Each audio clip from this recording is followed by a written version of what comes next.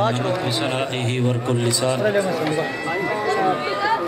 وتغنت بتهليله عنادر الكيان والصلاة والسلام على حبيب الرحمن أما بعد فأعوذ بالله من الشيطان الرجيم بسم الله الرحمن الرحيم اقرأ وقال النبي صلى الله عليه وعلى آله وأصحابه وبارك وسلم من يرد الله به خيرا يفقه في الدين أو كما قال إن الله وملائكته يصلون على النبي يا أيها الذين آمنوا صلوا عليه وسلموا تسليما الصلاة والسلام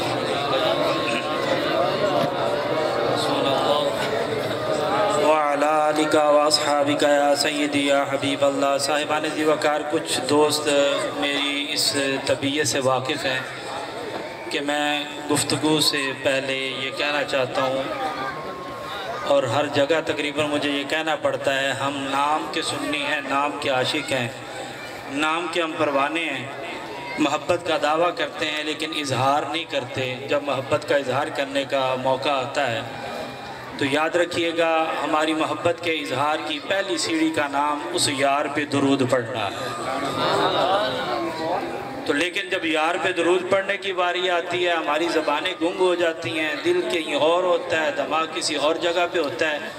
میرے نبی علیہ السلام نے فرمایا البخیل الذی من ذکرت عنده فلم یصلی علی.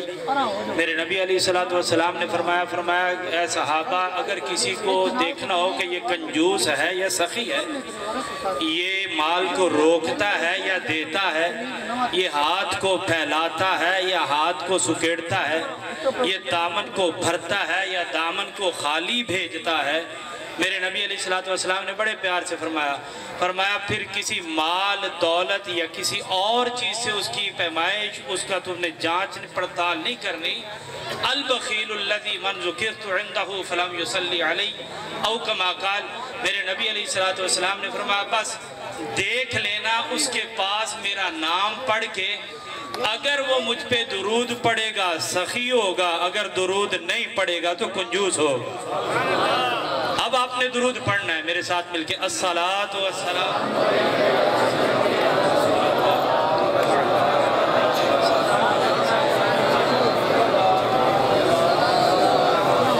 اغثنی وادرکنی یا رسول اللہ.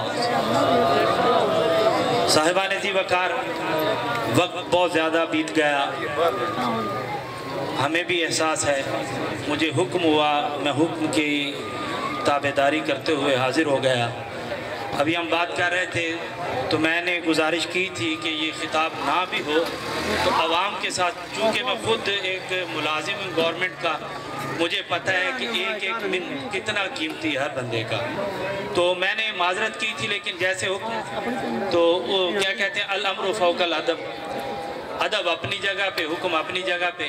تو میں حکم کی تابعداری فرما برداری کرتے ہوئے آپ کو ان بزرگوں کے آستانے پہ آنے کی مبارک دیتا ہوں جو زمین پہ چلتے تھے تو زمین عرش سے زیادہ ناز کرتی تھی. بات سمجھائی نہیں شاید میں نے، یہ سمجھ آپ نہیں پائے. جو زمین پہ قدم رکھتے تھے تو زمین کے ذرے جو ان کے نالین پاک کے بوسے لیتے تھے ان بزرگوں کے، زمین کا وہ ٹکڑا جو ان کے جوتوں کے تلووں کے بوسے لیتا تھا، وہ ٹکڑا عرش سے بول کے کہتا تھا عرش آج بتا نصیب تیرا بلند ہے یا میرا بلند ہے. تو دیکھنا تیرا مقام اپنی جگہ پہ لیکن مجھ پہ اس نے قدم رکھا ہے جو رب کے یار کا یار ہے، جو رب کے یار کا یار ہے. ہم ان کے آستانے پہ آئے، قصہ مختصر آتے ہیں اپنے عنوان کی طرف. میرے رب نے ارشاد فرمایا اقرا، پہلی وہی نازل ہوئی اور اس میں حکم کیا ہو رہا ہے پڑھ. اے محبوب علیہ السلام پڑھیے. بخاری شریف کی حدیث طیبہ ہے، میرے نبی علیہ السلام نے فرمایا ما انا بقارئن، اے جبریل تو پڑھانے آیا ہے لیکن سن میں پڑھنے والا علماء بیٹھے ہیں، میری گفتگو بھی علماء کے لیے ہوتی ہے، ہاتھ باندھ کے، کیونکہ مجھے علم ہے کہ کتنے کتنے بڑے آستانوں سے اور مدارس سے علماء ہیں۔ وقت کی قلت کی وجہ سے میں انہیں خوش آمدید بھی نہیں کہہ سکا اپنے الفاظ میں۔ تو بہرحال ما انا بقارئن، میں پڑھنے والا، بولیں گے ما انا بقارئن، میں پڑھنے والا۔ جبریل پھر عرض کرتا ہے یا رسول اللہ صلی اللہ علیہ وسلم اقرا، پڑھیے۔ میرے نبی علیہ السلام نے فرمایا ما انا بقارئن، میں پڑھنے والا نہیں ہوں۔ پھر جبریل عرض کرتا ہے یا رسول اللہ صلی اللہ علیہ وسلم پڑھیے اقرا۔ میرے نبی علیہ السلام نے فرمایا ما انا بقارئن، میں پڑھنے والا نہیں ہوں۔ یہاں تک بات سمجھ میں آ گئی۔ ایک اور مقام آیا، میرے نبی علیہ السلام نے فرمایا انما بعثت معلما، فرمایا صحابہ میں کائنات میں پڑھانے آیا۔ کیا کرنے آیا ہوں؟ نہیں سمجھ آئی؟ مجھے نہیں، آپ کی آواز آ رہی؟ کیا کرنے آیا ہوں؟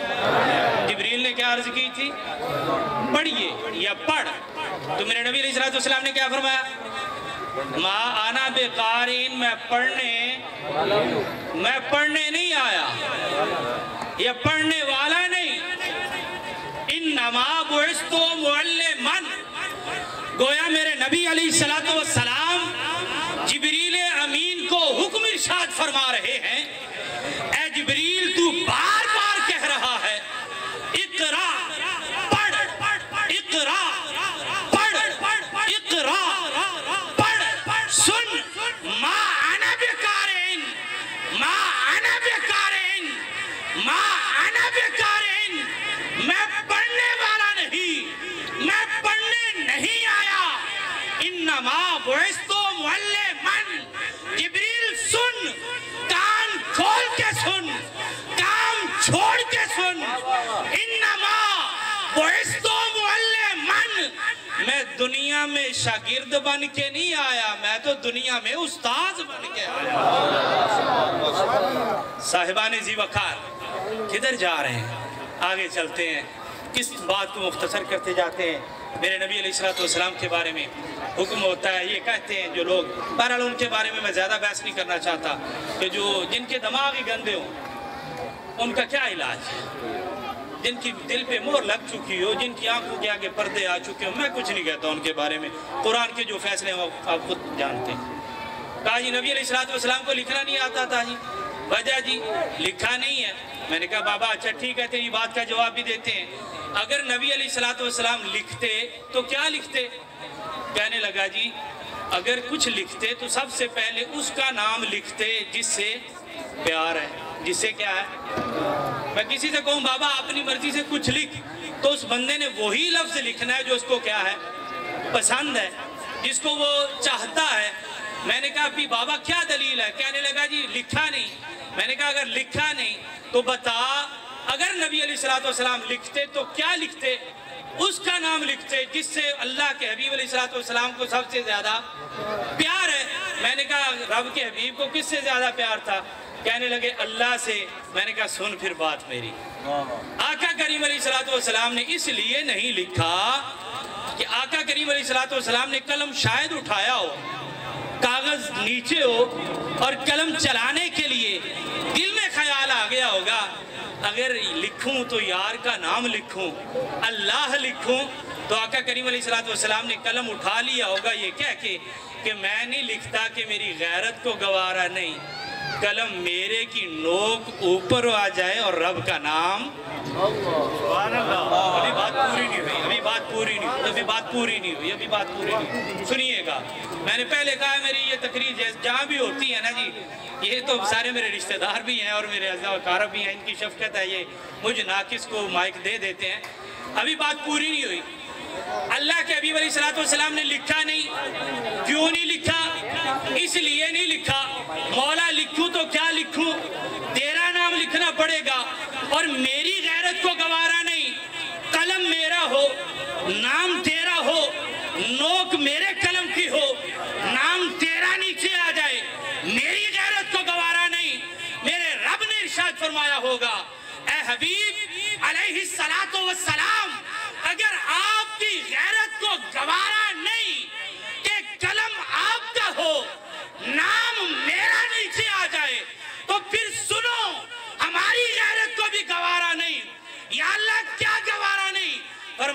महबूब हम तेरा साया ही नहीं बनाते। या अल्लाह वो क्यों?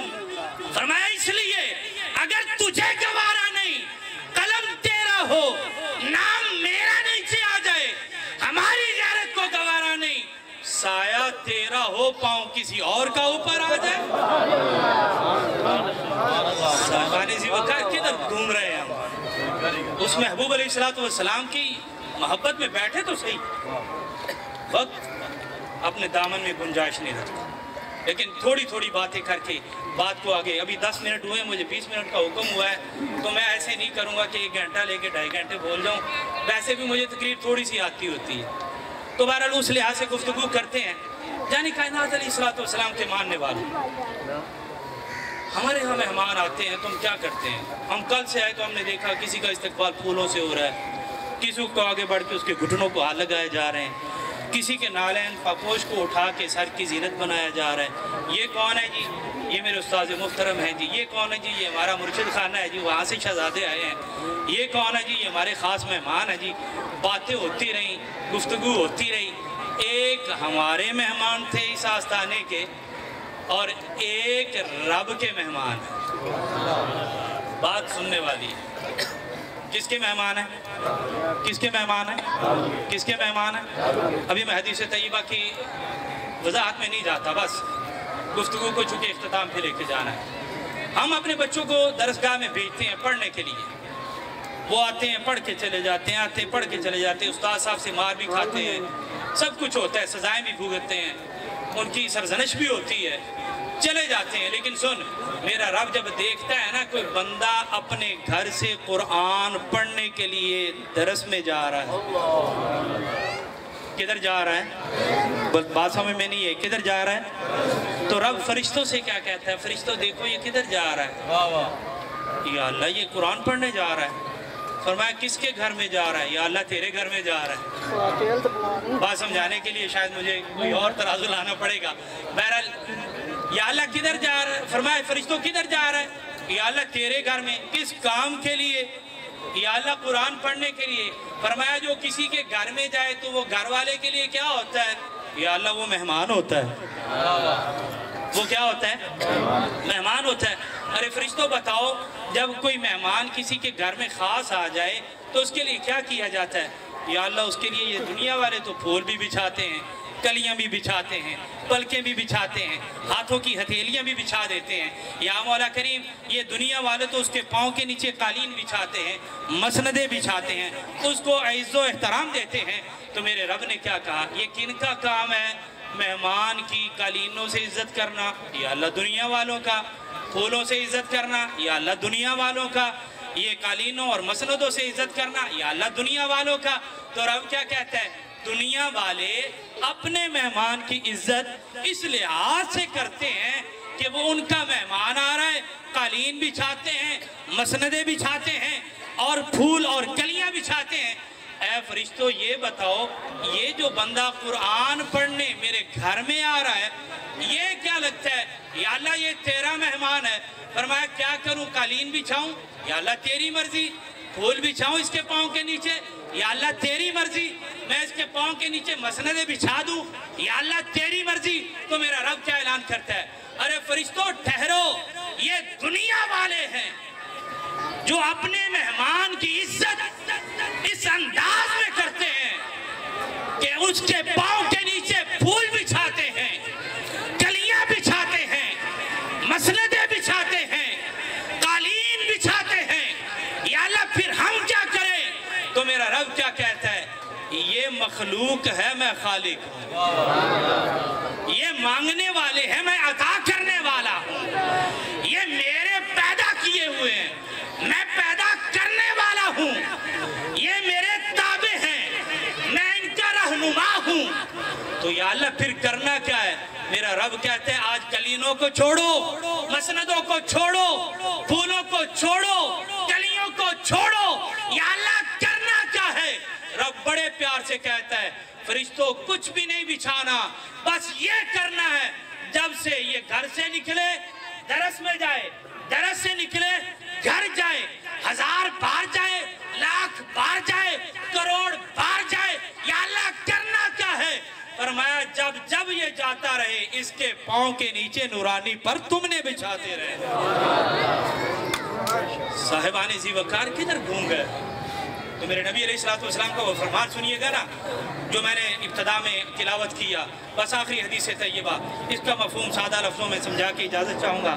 میرے نبی علیہ السلام نے فرمایا من یرید اللہ بخیرا یفقہہ فی الدین، فرمایا صحابہ تمہیں کیا بتاؤں، رب جب کسی سے پیار کر لیتا ہے نا، ہم کس لیے آئے ہیں کہ ہمارا رب ہم سے کیا کرے؟ نہیں بولتے نہیں ہیں، نہیں چاہتے آپ کیا کریں، کیا کریں، کیا کریں، پیار کریں۔ اس سے پہلے میں صاحب کنز المال کا وہ راوی میرے ذہن سے نکل گئے، شاید عبداللہ بن مسعود یا سیدنا انس رضی اللہ تعالیٰ عنہ، انہوں نے بڑے پیار سے کہا تھا، انہوں نے فرمایا تھا الناس رجلان العالم والمتعلم۔ آپ نے فرمایا لوگوں سنو، اگر کسی کو مرد کا بچہ دیکھنا ہے نا، نہیں سمجھ آئی بات، نہیں سمجھا بھی نہیں سکا نا، اگر کسی کو آپ بھی کہتے ہیں نا جنیا مرد کا پتر بان، تو کیا کہتے صحابی رسول، اگر کسی کو مرد کا بچہ دیکھنا ہے نا، اگر کسی کو دیکھنا ہے یہ مرد ہے، اگر کسی کو دیکھنا ہے یہ جوان ہے، اگر تو کسی کو دیکھنا چاہتا ہے کہ اس میں مردوں والی نشانیاں ہیں،